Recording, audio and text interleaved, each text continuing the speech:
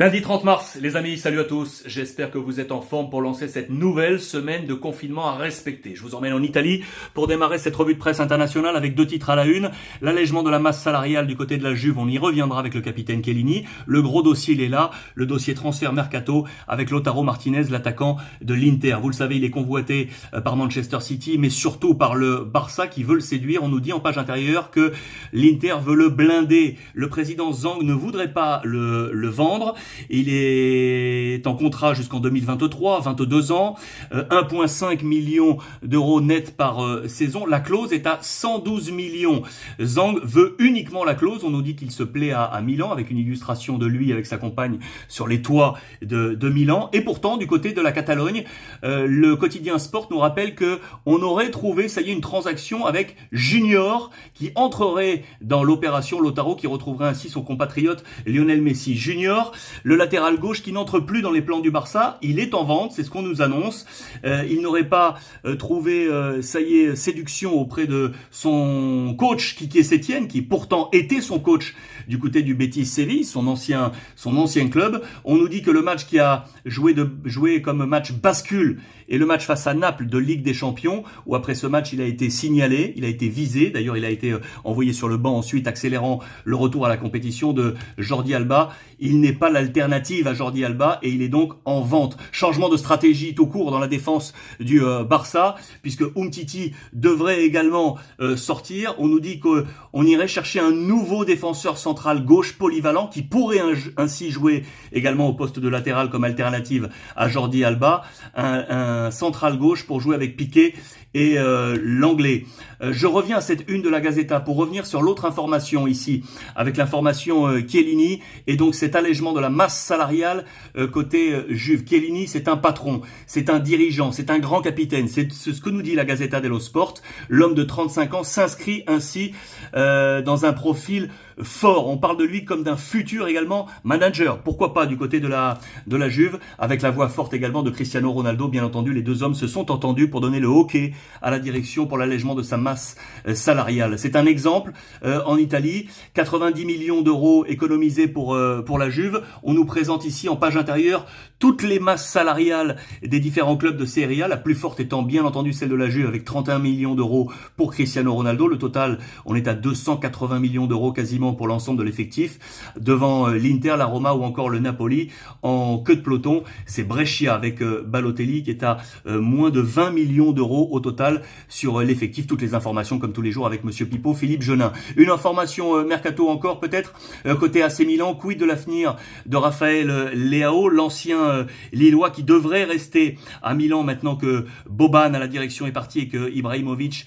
se dirige vers la sortie. Il pourrait s'inscrire comme point central également de ce projet de l'AC Milan, le jeune joueur de 20 ans, 23 millions d'euros achetés à Lille, contrat jusqu'en 2024. On file en Espagne avec toutes les informations au jour le jour avec Aurore Thibault. Vous le savez, on est en train de monter une économie de guerre du football espagnol qui est en retard un poil là sur la scène européenne. Le président Tebas de la Ligue est en réunion aujourd'hui, ce lundi, avec les différents présidents de clubs et notamment le président Bartomeu du Barça, incarnation de ce retard à l'allumage. Lui veut cet allègement de la masse salariale, il compte même l'imposer. Les statuts du club lui autorisent, mais il aimerait bien entendu trouver un consensus avec sa masse sociale, ses différents capitaines.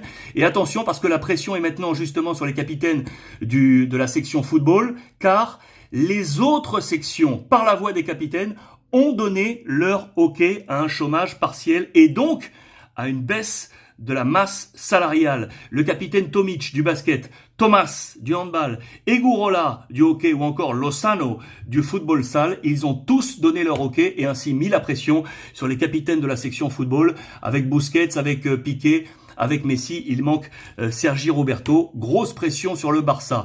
Le club catalan qui espère bien entendu voir des entrées financières avec le prochain mercato. L'un des joueurs qui pourrait rapporter un négoce intéressant, c'est Rakitic. Souvenez-vous, il y a 6 ans, 18 millions d'euros plus 3 en bonus pour le FC Séville. La valeur marchande est toujours haute. Elle est à 25 millions d'euros pour ce joueur de 32 ans qui termine son contrat à l'été prochain. Ça peut être intéressant pour le Barça. Dembélé, lui, n'est pas forcément en vente, mais attention, Klopp, Liverpool, pourrait le viser. Dembélé, qui avait été acheté 120 millions d'euros en 2017 au Borussia, de Klopp, justement. Est-ce qu'il pourrait retrouver l'entraîneur du Borussia?